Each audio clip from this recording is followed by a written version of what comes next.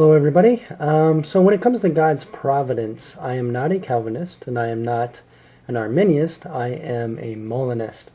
And I made a video called A Brief Look at Molinism. And if you don't know what Molinism is, other than reading what's in front of your screen, what's in front of your screen, what's on your screen, in front of you, yeah, then you can watch that video and I go into it a little bit more than what I'm about to do.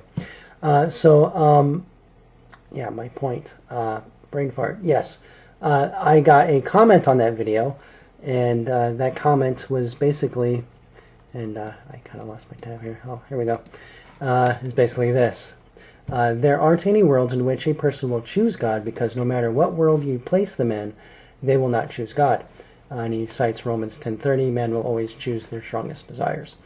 Well, the Molinist completely agrees.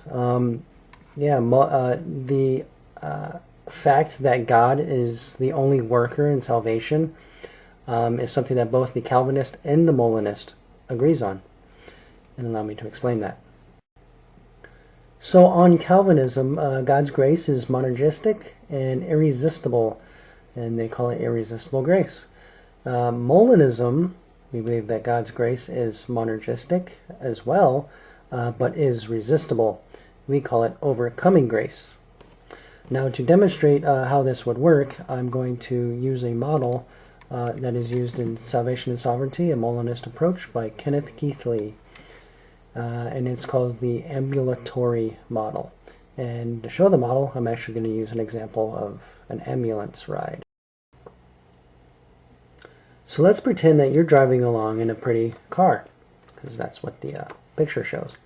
So you're driving along and you're having a good old time, and next thing you know, you're waking up in an ambulance. You don't know how you got there, but you're there. And you're not really aware of what your medical condition is.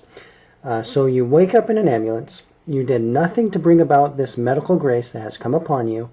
You are being saved. If you continue to do nothing, you will arrive at the hospital and will surely live. Again, none of this is by your own will. However, you can ask the driver to stop the ambulance and let you out. Perhaps you think you don't need to be saved. Or perhaps you can't tell what internal condition you're in.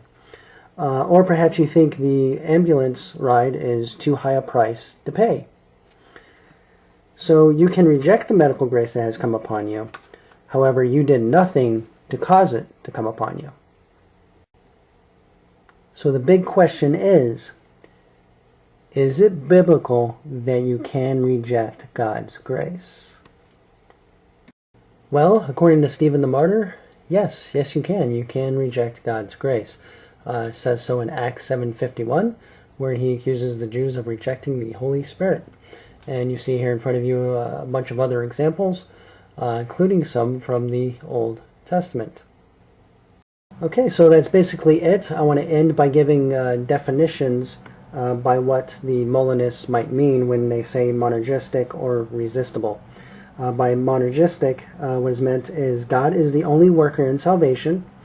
The person merely refrains from resisting. And by resistible, God's grace is truly offered and available. The difference between the saved and the lost is the continued rebellion of the unbeliever. Thank you very much for watching.